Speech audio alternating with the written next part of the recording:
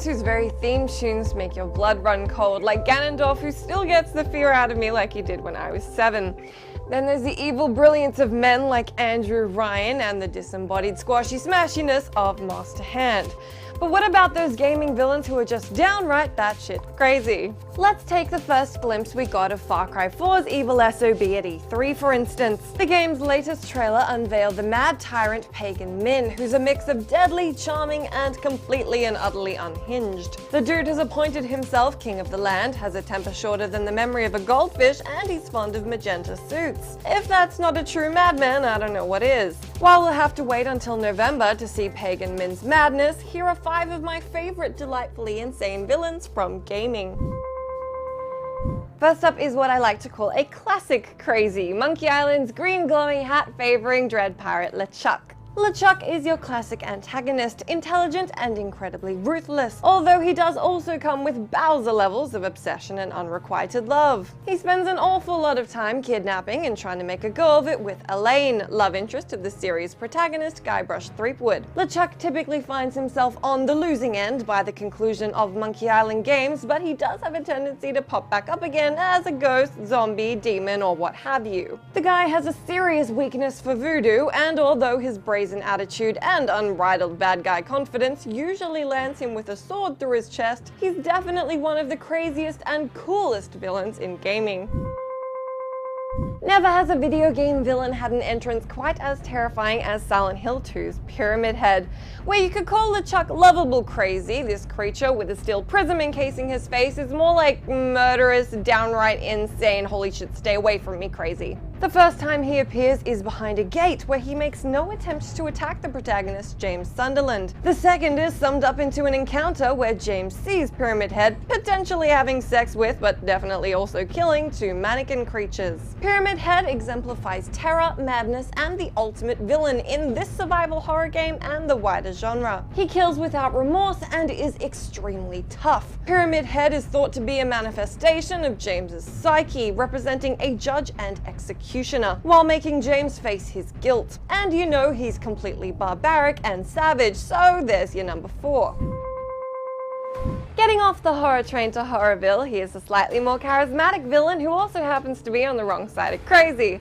Let's talk Handsome Jack. The main antagonist of Borderlands 2 is a self-appointed dictator, as they all tend to be, and is a little quick to brutally murder anybody who says anything he doesn't like. He's also quite the manipulator, having effectively gained control over Pandora using any resource at his disposal, including his own daughter. On top of that, he's a big fan of the Wicked Witch of the West crystal ball style surveillance of the Vault Hunters, where he uses the Echo Net to throw down taunts and threats to them wherever he sees fit. And he does see fit. Like, a lot of the time. We may not know all that much about Far Cry 4's suit-clad antagonist just yet, but we do know an awful lot about the particular madness that personifies Far Cry 3's Vaas. Vaas Montenegro is just about as insane as they come. As the game itself explains, he's violent, unpredictable, and extremely dangerous. He captures the game's protagonist Jason with plans to ransom off him and his brother to their parents for cold hard cash. His rap sheet amounts to murder, torture, and a series of disturbingly unhinged monologues that you're really better off hearing for yourself. I don't like the way you are looking at me, okay? You have a fucking problem in your head. Do you think I'm bullshitting you? Do you think I'm lying? Fuck you! And topping my personal list is an antagonist from a puzzle platformer who is absolutely the craziest baddie in gaming. Genetic Lifeform and Disk Operating System, or GLaDOS for short.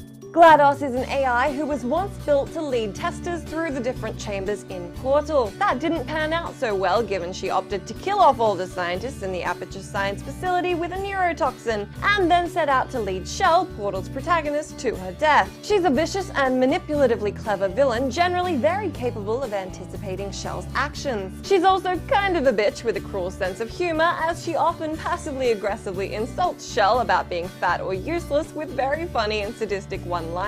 For me, GLaDOS is the perfect insane villain in gaming, and although she meets her, albeit temporary, end in Portal 1, at least she gets to sing about it. So unfortunately, I only have the time and space to give you 5 of my favorite picks, but be sure to let me know who tops your list and if you agree or disagree with mine.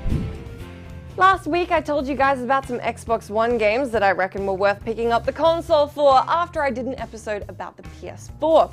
Here's what you guys thought about whether or not we should go out and pick up new generation consoles. Jacksaw123 wasn't so impressed with the two new generation lineups as they currently stand, saying none yet, leave it until September-October time this year, same with PS4. In terms of what will pump up Xbox One sales, J McPherson21 reckons Halo 5 has probably already done more and will continue to do more to drive sales of X1s than any other single game, feature or function, and it's still a year and a half away from release. And then a lot of you were keen for Peggle, so consider your voices heard. I'm sure the Peggle gods are smiling down and willing that damn ball bearing into your bucket as we speak. As always, drop me your excellent thoughts and feelings in that comment box below, and I will endeavour to continue to read all of them. I'll be back next week with a brand new topic about something else, so I'll see you then.